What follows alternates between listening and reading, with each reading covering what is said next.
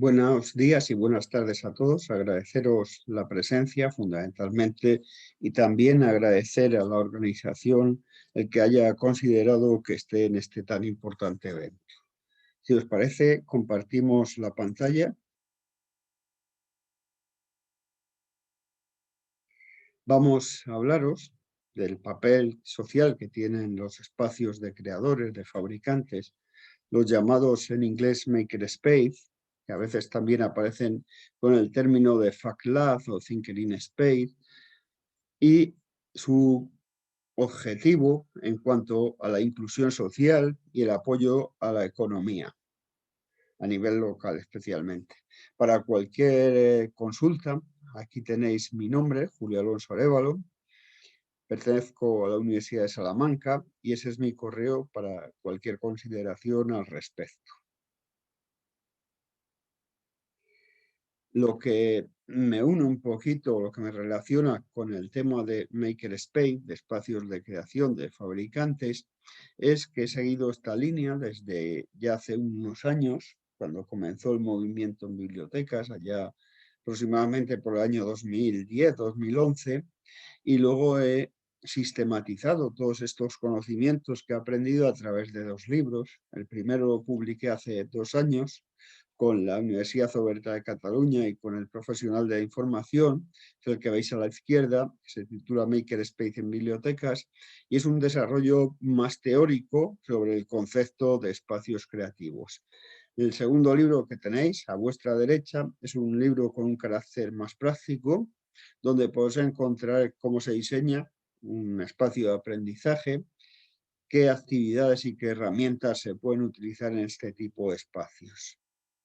Bueno, decir en primer lugar que durante siglos las bibliotecas en general han atesorado los baluartes de los conocimientos, la preservación, y eso se ha mantenido así casi desde el inicio de los tiempos. Ahí a vuestra izquierda veis la Biblioteca Histórica de la Universidad de Salamanca.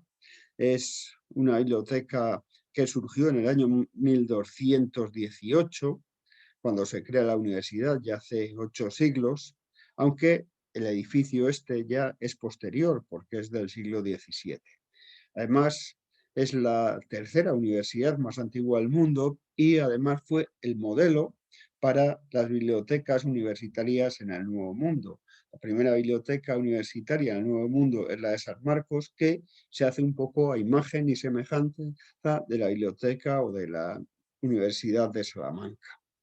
Bueno, en los últimos tiempos, sin embargo, las bibliotecas están enfrentando nuevas cuestiones, sobre todo en lo relacionado con la tecnología, y hay un modelo que es cambiante de concepto y que está incidiendo directamente sobre el concepto y la labor que tiene la biblioteca. Fundamentalmente, las bibliotecas ahora tienen que ser vistas como espacios sociales, espacios que no solo nos sirven para ir a coger un libro, sino también para establecer una relación. Así lo dice Westergaard, que dice que estamos transitando de una biblioteca con un ámbito más transaccional a una biblioteca más relacional, donde vamos a la biblioteca no solo a coger un libro, sino que también vamos a establecer vínculos sociales con otras personas. Así, Klinkenberg nos habla también de infraestructuras sociales y entre esas infraestructuras sociales estaría lo que sería una biblioteca. Es una zona, un espacio de vínculo social, fundamentalmente. Si tuviéramos que definir en una palabra qué es una biblioteca en el siglo XX o qué término define una biblioteca en el siglo XXI, no sería el término tecnología, no sería el término digitalización, probablemente lo más acertado sería inclusión. ¿Por qué? Porque la biblioteca es el espacio más social de cualquier institución, de cualquier Estado. Es el espacio democrático de derecho, un espacio de todos y para todos. Así, muchas bibliotecas, como por ejemplo la Biblioteca Pública de Vancouver, que está considerada la mejor biblioteca del mundo, y está considerada la mejor biblioteca del mundo no solo por una cuestión puramente de que tenga unas grandes infraestructuras, unas buenas colecciones, sino porque integra a toda la población. Es un lugar de acogida. Y así se demostró en un estudio que se hizo en la Universidad de Hamburgo, en la que se valoraron muchísimas cuestiones, pero la fundamental era esa capacidad que tienen las bibliotecas para acoger a todo tipo de ciudadanos, gente sin hogar como el que vemos, y esto lo hace no a cambio de nada, sino que lo hace a cambio de que estas personas también hagan un cambio positivo en sus vidas a través de un aprendizaje. O sea, pueden ir a la biblioteca, incluso pueden pernoctar o ducharse en la biblioteca en los tiempos de frío y a cambio tienen que asistir a una formación. Y esa formación que puede operar un cambio positivo en sus vidas. Así, la mayoría ya de los datos demuestran un claro cambio hacia un papel cada vez más social de la biblioteca. Ya no es un espacio solo para la gente que tiene inherencia al libro, que le gusta leer, sino para todo tipo de personas y para todo tipo de actividades. Podemos decir que las bibliotecas están yendo ya, y desde hace años lo están haciendo, más allá del libro. Aquí tenemos unos datos del compromiso social, que es la razón por la que mucha gente acude a la biblioteca. La tendencia general es un aumento en el número de visitantes y más o menos un mantenimiento en el número de los préstamos. Esto indica claramente que los nuevos visitantes no vienen necesariamente por los libros, son atraídos por algo más, por un nuevo lugar donde conocer a otras personas, donde participar en eventos o donde organizar los propios eventos. En este sentido, una biblioteca se trataría de un espacio proyectivo, donde podemos proponer cosas, donde podemos proponer proyectos que se puedan llegar a realizar. Y ahí tenéis una estadística ya hace algunos años como vemos que las visitas a la biblioteca cayeron con la incorporación de los libros electrónicos, es una estadística de Estados Unidos, de IMLS, pero que luego se recuperaron esas visitas gracias a que las bibliotecas hicieron nuevas propuestas en sus espacios. Retiraron parte de esas colecciones que ya tenían muy buena parte en digital y dedicaron esos espacios a otro tipo de actividades relacionadas fundamentalmente con el aprendizaje. Por lo tanto, como vemos, la biblioteca cada vez se está configurando más como un espacio social.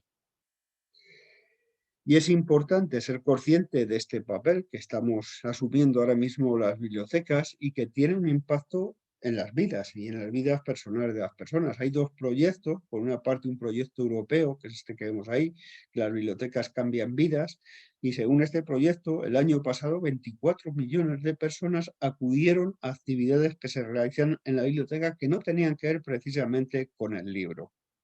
Tenían que ver con aprendizaje, con enseñanza casi gratuita, con tecnologías y con otro tipo de aprendizajes. 12 millones de personas también encontraron un empleo en Europa gracias a las bibliotecas. Por lo tanto, podemos decir que las bibliotecas cambian vidas. Otro proyecto similar a este es Library Transfer. Library Transfer es un proyecto que lo que intenta es visibilizar las bibliotecas como un recurso social de primer orden. Y lo hace a través de aquellas personas que han recibido un servicio que ha supuesto un cambio positivo en sus vidas. Caso de gente que, por ejemplo, se quedó sin hogar, que acudió a la bibliotecaria le puso en contacto con un trabajador social, con subvenciones, con otro tipo de ayudas que le permitieron, por ejemplo, que pudiera recuperar un hogar para su familia y para sus hijos. Por lo tanto, como vemos, las bibliotecas, como hemos comentado antes, están yendo ya más allá del libro.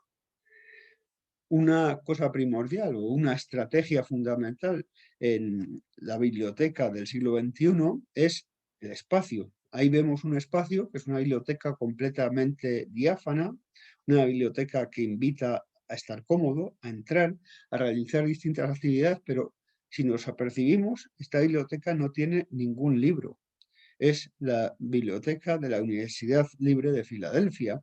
El proyecto bibliotecario es de Calatrava, de un arquitecto español, y como vemos ahí la gente está haciendo diversas actividades, pero no vemos libros. Es la primera gran biblioteca de Estados Unidos donde no hay libros físicos. Los libros son digitales. ¿Por qué? Porque el valor del espacio es fundamental. Cuando todo parece que es digitalización, cuando todo se está diluyendo en bits, precisamente las bibliotecas están abriendo sus puertas e invitando a la gente a utilizar ese espacio, a que ese espacio lo podamos prestar para diferentes actividades. Este es el nuevo concepto de biblioteca en el siglo XXI. Sí, las bibliotecas de todo tipo están viviendo ahora mismo una especie de renacimiento, se están reinventando a sí mismas y están experimentando con sus espacios, están reimaginando sus espacios, como vemos ahí. Así, proporcionar un espacio permite generar un tejido social, que vincula a personas, que vincula a organizaciones y que vincula también a pequeños empresarios que pueden generar una sinergia que puede ayudar a esas comunidades. Fundamentalmente se trata no de construir colecciones, que también, sino de construir comunidades. Ese es el objetivo, como dice Davis Lankes, de la biblioteca del siglo XXI. Así, la biblioteca, como hemos dicho, está yendo más allá del libro y la gente acude a este salón de la comunidad, que es la biblioteca pública en este caso, para realizar diferentes actividades, para reunirse con personas, para tomar ese espacio como propio, para que la gente se sienta bien, sea un hogar lejos del hogar en alguna medida y también atraiga a aquellas otras personas que no tienen inherencia directa con el libro. Durante siglos, lo que ha proporcionado la biblioteca era esa información que no tenían los ciudadanos, no podían tener. Al principio fueron los libros. Ahora mismo, por ejemplo, las bibliotecas universitarias también están proporcionando a investigadores y estudiantes recursos electrónicos que son muy caros, que no se pueden pagar de forma individual y está siendo un espacio para poder consultar. Pero igual que se proporciona también ese tipo de recursos, se proporciona un espacio físico donde convocarse, donde reunirse, donde estar juntos o donde proyectar diferentes tipos de acciones o de servicios. ¿Qué es un makerspace? Un makerspace es un espacio de trabajo con herramientas operado por una comunidad sin ánimo de lucro en el que personas con intereses comunes permiten reunirse, socializarse, colaborar y sobre todo está en torno a temas de tecnologías complejas de última generación, pero también de maquinaria simple o de tecnologías, de arte, de artesanía. O sea, tiene cabida cualquier cosa en un espacio de creación. La base de todo esto es que nosotros en una biblioteca como espacio creativo podemos proyectar algo, podemos diseñarlo y podemos realizarlo. Esa es la labor de un espacio de creadores o de un espacio de fabricantes. ¿Y por qué dentro de una biblioteca? Pues bueno, las bibliotecas, como sabéis, son las zonas de cualquier comunidad donde se realiza el aprendizaje a lo largo de la vida. Primero vamos aprendiendo en nuestra casa, después aprendemos en la escuela, aprendemos en el trabajo y otros sitios de aprendizaje alternativo y a lo largo de la vida, porque ahora es necesario directamente, ya no es una necesidad, sino que ya no es una alternativa, es una necesidad el aprender directamente. ¿Por qué? Porque vivimos en un mundo cada vez más complejo. Por otra parte, las bibliotecas son las entidades públicas que más visitas reciben de cualquier comunidad. Sí, por ejemplo, se dice que una biblioteca pública tiene 5 veces más de carnet que el mejor club de fútbol de cualquier ciudad. Y además tienen un horario amplio, es el sitio de derecho propio para todos y de todos y desempeñan un importante papel a la hora de mejorar las vidas de las personas, el bienestar y la cohesión social. Además, son espacios de competencia cultural que también muestran datos de un claro cambio hacia ese papel que hemos hablado más social de la biblioteca. Y ese es el concepto de biblioteca moderna.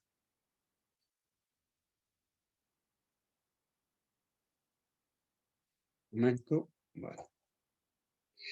¿Qué tipo de herramientas tiene un espacio de creación? Hay que decir una cosa, que cada espacio de creación es diferente de cualquiera otro, porque Las comunidades son distintas, las necesidades también y las demandas de la gente son distintas.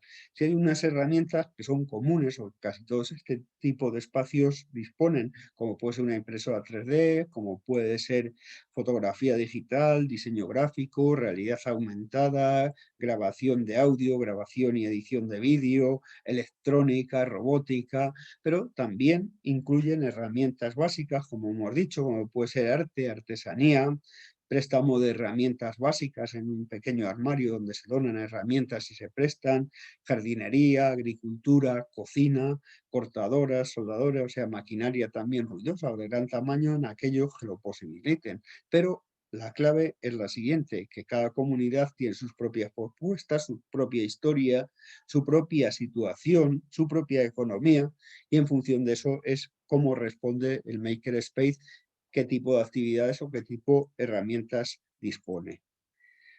Como afirma Deborah Fallows, si Benjamin Franklin, que fue un inventor estadounidense que todos conocéis, le dijeran qué sitio de una biblioteca del siglo XXI le gustaría visitar, de una entidad del siglo XXI le gustaría visitar, diría que una biblioteca, porque él fue el fundador de la Biblioteca Libre de Filadelfia, la primera biblioteca de préstamo de Estados Unidos.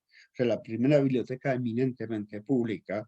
Y además, si le dijeran qué sitio o qué servicio de la biblioteca le gustaría visitar, probablemente, como era inventor, lo que le gustaría visitar sería un makerspace.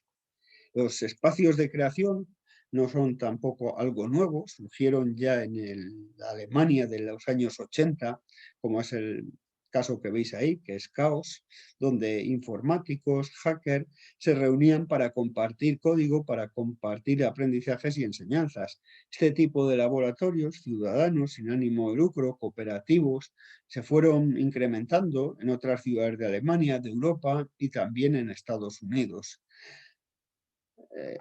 Para encontrar el primer espacio de creación disponible en una biblioteca tenemos que esperar al año 2001 y la primera biblioteca de Estados Unidos que diseñó un espacio de creación fue Fayetteville Free Library. Fue además una cosa casi casual, casi anecdótica. Laura Smedley, que era una estudiante en prácticas de la Universidad de Siracusa, propuso comprar una impresora MacBook, como las que tenéis ahí, de 3D, y ponerla en la universidad. Y le pareció bien a la directora, a Sue Considine, que la veis también allí en la foto, y lanzó esta propuesta. Y así se inició el proceso del primer espacio de creación dentro de una biblioteca. Posteriormente, este espacio fue creciendo. Una antigua fábrica de muebles que había tenido un gran arraigo en la propia comunidad, que es la foto que veis en la parte superior, en color sepia, terminó su actividad. El ayuntamiento compró ese espacio, que era aledaño a la biblioteca, y diseñaron allí, que es la foto que veis en la parte inferior, un espacio de creación con todo tipo de máquinas, con cortadoras láser, con impresoras, con soldadoras, para que cualquier persona de la comunidad pudiera acudir libremente a realizar cualquier tarea. Así nació el primer makerspace en bibliotecas.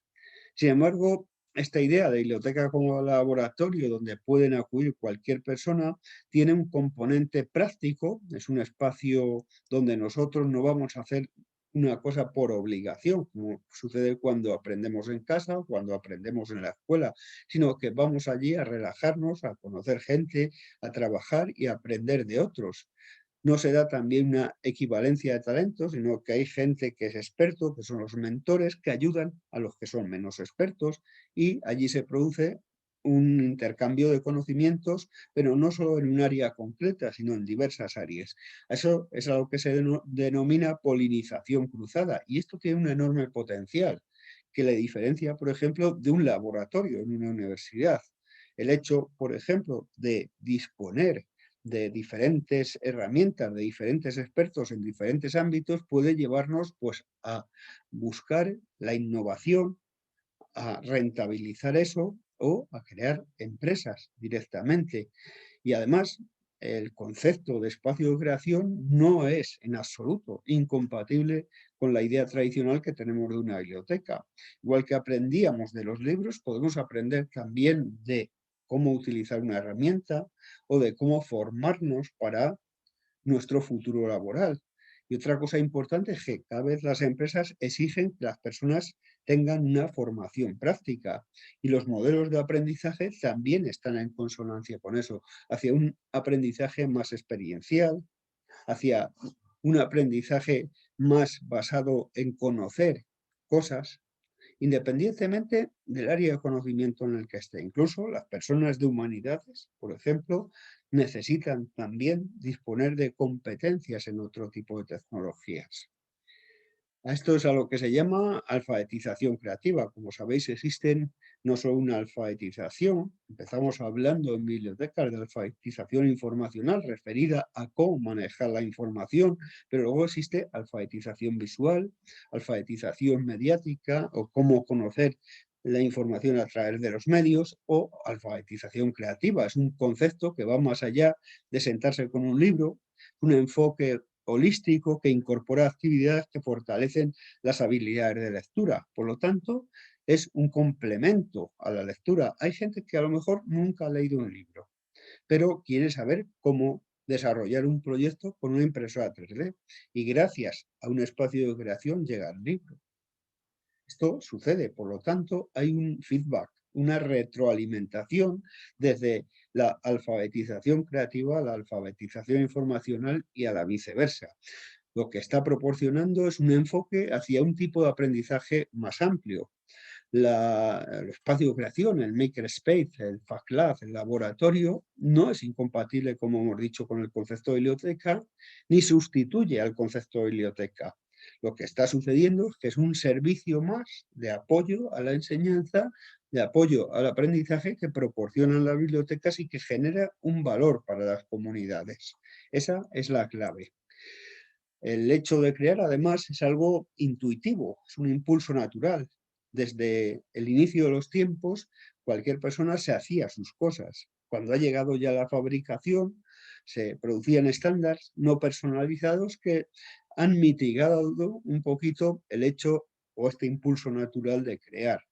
Pero está en nosotros el crear cosas. Además, esto no solo significa crearlo por ti mismo, que es lo que dice do it yourself, o sea, hacerlo por ti mismo, sino que también fomenta lo que es la cultura participativa, como dice Jerkin.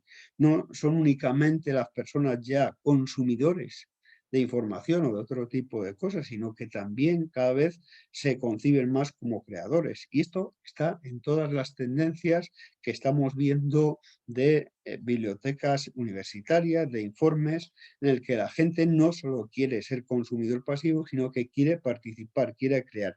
Y la mejor forma de aprender también es creando. Se trata de la experimentación, o sea, experimentar con los materiales y con las ideas que tienes a tu disposición en un espacio donde hay electrónica, donde hay electricidad, donde hay robótica, donde hay edición de audio, edición de vídeo, donde hay artesanía, donde hay jardinería, de modo que juegues sin miedo a hacer cosas. Eso es lo que genera un aprendizaje, el intento-error, como llamamos muchas veces, probablemente es lo que mejor funciona a la hora de aprender. Entender cómo funciona una cosa y eso también nos va a dar mayor seguridad, nos va a proporcionar la capacidad, por ejemplo, de tomar decisiones, nos va también a favorecer un espíritu crítico que nos va a valer ante un mundo, por ejemplo, de noticias falsas y tiene múltiples beneficios.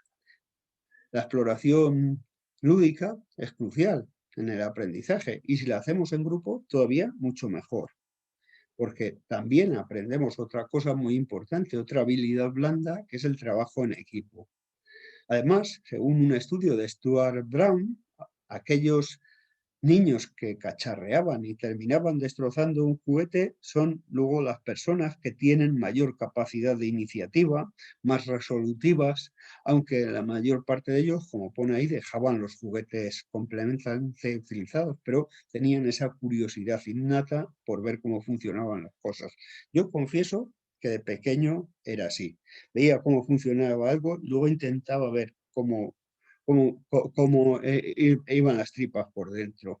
Otro concepto que está relacionado con esto es la gamificación, o sea, aprendemos mejor o nos motivamos más a aprender a través del juego.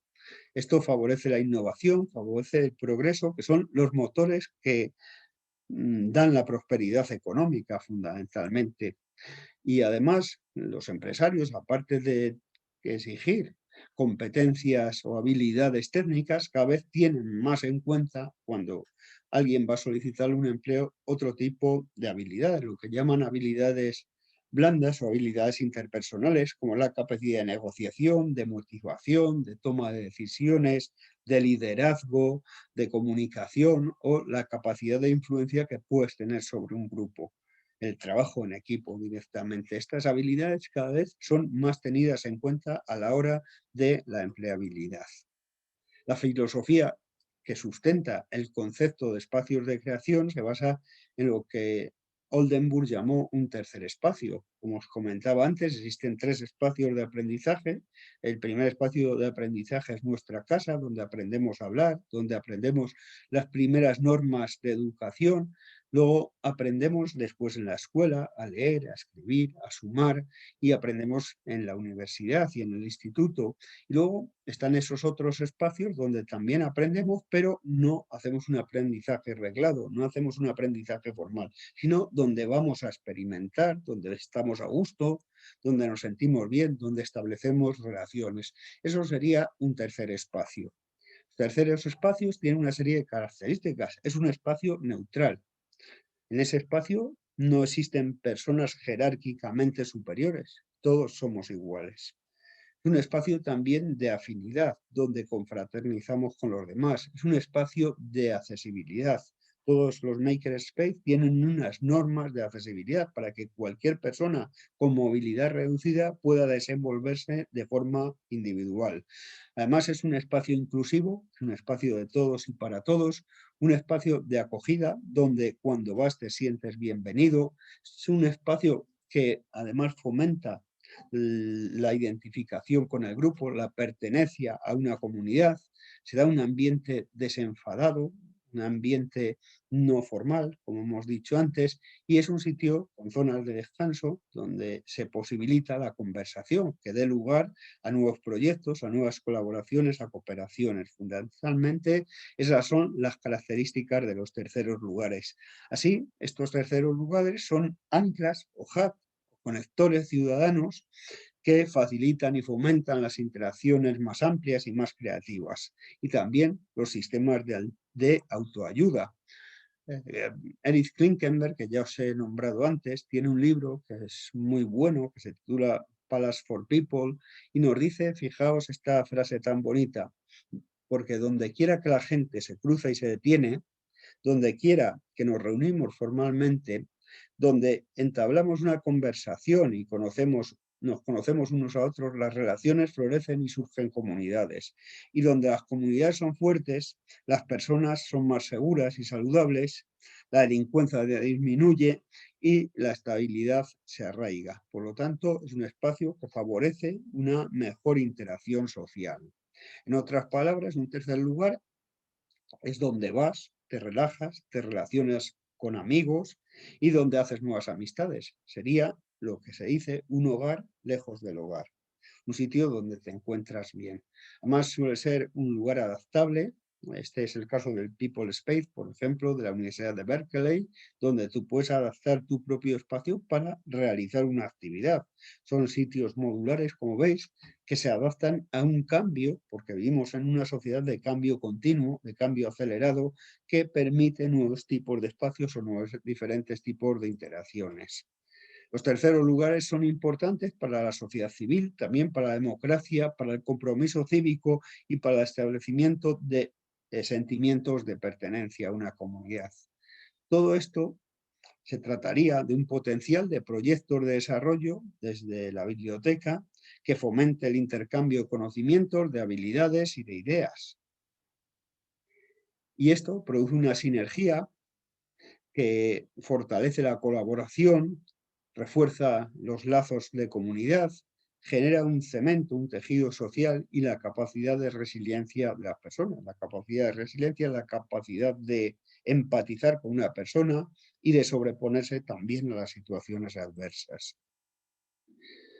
Fomenta también la solidaridad, el empoderamiento de las personas, porque cualquier persona puede acceder a tener conocimientos sin necesidad de pagárselos, porque es un espacio público, porque es el espacio de todos, y qué mejor espacio que la biblioteca. Es, por definición, el espacio de los ciudadanos, no de los bibliotecarios. Cada vez se siente más de esta manera. Además, todas estas cuestiones favorecen el aprendizaje de habilidades para prepararse para un mejor futuro y para un mercado de trabajo. Se desarrollan habilidades prácticas, habilidades técnicas, pero también habilidades de comunicación, habilidades de fabricación, de diseño, y se desarrollan estrategias de aprendizaje, alentando de esta manera la iniciativa empresarial en la propia comunidad, apoyando también el crecimiento de los emprendedores, de las pequeñas empresas, porque han recibido conocimientos técnicos, habilidades que han desarrollado, talentos propios que a lo mejor no conocían, proporcionan también para la comunidad capacitación y fuerza de trabajo, que es importantísimo también de cara a la retención de la fuerza de trabajo en el propio ámbito local. Y por otra parte, las habilidades con personas STEM, con habilidades tecnológicas, tienen mayor capacidad de empleabilidad. O sea, cualquier persona, aunque sea el ámbito de humanidades, si disponen de conocimientos también técnicos, es mucho mejor. Ahora mismo también estamos hablando de las humanidades digitales. Está suponiendo un vuelco a cómo se ha investigado hasta ahora en humanidades. Ahora existen recursos como la minería de textos, como la minería la minería que permiten hacer una investigación más profunda sin precedentes. Por lo tanto, es importante para cualquier persona disponer de este tipo de habilidades. Y además, esto favorece un concepto nuevo de industria, la industria 4.0 o la industria inteligente. Una industria que no requiere de una gran concentración industrial, como ocurría en el pasado, que fomentó, por ejemplo, la concentración de población, como pasó en España, con focos como Madrid, Bilbao, Barcelona. Sin embargo, esta nueva industria basada en los robots, en la simulación, en los sistemas de integración, en la ciberseguridad, en la realidad aumentada, hace posible que nosotros podamos fabricar cualquier cosa en cualquier sitio, sin necesidad de tener una cadena de montaje, por ejemplo. Esto ocurre, por ejemplo, gracias a lo que llamamos fabricación aditiva. Fabricación aditiva se llama así la fabricación con impresión 3D que permite realizar cualquier objeto simplemente diseñándolo a través de un ordenador, adaptándolo a nuestra necesidad y creándolo. Y a partir de un objeto podemos crear otro y montarlo. De hecho, en muchos espacios de creación se compra una primera impresora y a partir de esa primera impresora se realizan pieza a pieza otras impresoras que se montan. Por lo tanto, no es necesario una concentración industrial. Es también una economía o una industria mucho más limpia, es una industria también más sostenible, porque no hay que transportar los productos, porque no hay una gran concentración industrial y por lo tanto favorece la retención en el lugar, como hemos dicho. Además, los espacios de creadores son la mayor aportación que puede hacer la biblioteca a lo que llamamos objetivos de desarrollo sostenible, porque apoyan la economía local, porque apoyan la sostenibilidad, apoyan también la riqueza de las personas. Por lo tanto, esto que es la propuesta mayor que ha tenido la humanidad para romper todas esas brechas, esas diferencias entre ricos y pobres, entre unos países y otros y entre las propias ciudades, es el objetivo más concreto para poder realizarlo. Disponer no solo de espacios donde podamos aprender de los libros, sino donde podamos practicar también ese aprendizaje. Y esto también tiene que ver con otra cuestión que está muy en boga, muy de moda actualmente, que es lo que se llama la ciencia abierta, que es también una ciencia más sostenible, una ciencia más inclusiva, una ciencia no solo para los científicos. Dentro de la ciencia abierta existe una cosa que se llama ciencia ciudadana. Y esto también favorece otro concepto muy importante, el de ciudad inteligente o Smart City.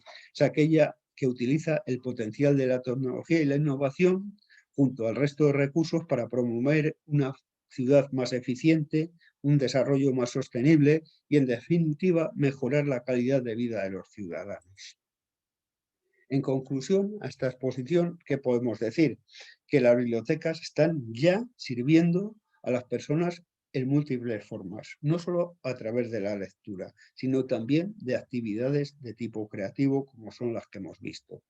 Las bibliotecas, de este modo, son conectores ciudadanos que sirven para fomentar un mayor tejido social, una mayor capacidad de resiliencia, mayor solidaridad y un desarrollo común y compartido con todos.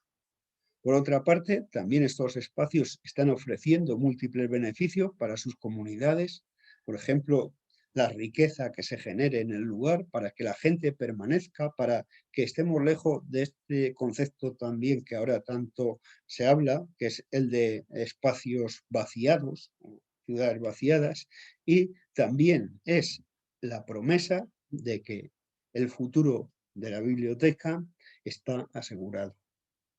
Ya lo decía Ortega y Gasset, que el futuro de la biblioteca y de los bibliotecarios estará en función de las necesidades de las personas, de la necesidad que tenga el libro. Pues esa es un poquito la filosofía que sustenta todo esto relativo a los espacios de creación, a los makerspace. Y sin más, pues daros las gracias. Y ahora mismo creo que se han surgido temas que pueden ser de interés y que pueden haber generado un montón de dudas. Estaría dispuesto a que cuando planteéis las preguntas oportunas poderos contestar desde mi punto de vista. Muchísimas gracias por vuestra atención.